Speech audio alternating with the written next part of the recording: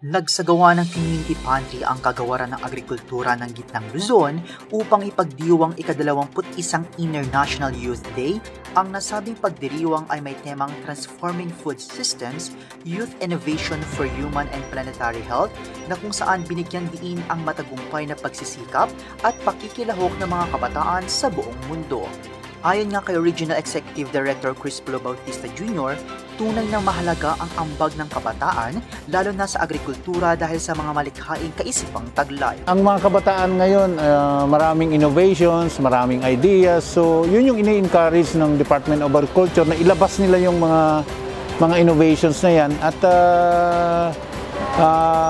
ito ay i-apply natin, pag-aralan at malaki ang tulong para sa food system na sinusulong ng United Nations.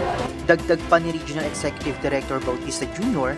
na ang selebrasyon na ito ay isang paraan upang mahimok ang kabataan na lumahok sa pagpapaunlad ng bayan at pagpapaunlad din ng sektor na agrikultura.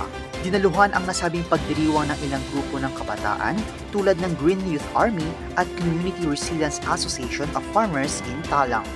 Yung pong nakuha namin ngayon, gagamitin po namin sila to produce our own food and to promote na din po sa ibang mga youth na katulad namin. Sabi nga po ni Dr. Celesal, tayo ang pag-asa ng bayan. So, tayo rin po yung pag-asa ng agriculture. Through us, we can regenerate agriculture, we can promote agriculture. Mas mapapalawak po natin yung agriculture kung kasama po yung youth. Dagdag naman ni Patrolwoman Rosaline Soriano ng Green Youth Army na ang natanggap ng mga seedlings ay papalaguin at hinihikayat niya rin na magkaroon ng libangan ang kabataan lalo na sa pag-agrikultura. Since pandemic, 'di ba? Mag-focus tayo, magkaroon tayo ng hobby ba. Tapos itong pagtatanim sa likod bahay, sa mga gardening ganyan.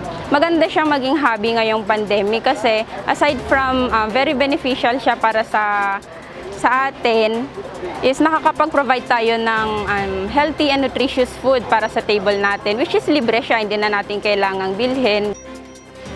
Tunay na mahalaga ang kampanya ng kabataan sapagkat ang kabataan ang magpapatuloy upang mapanatili at matiyak na may magandang kinabukasan ang susunod na henerasyon. Agri-Balita, Central Luzon.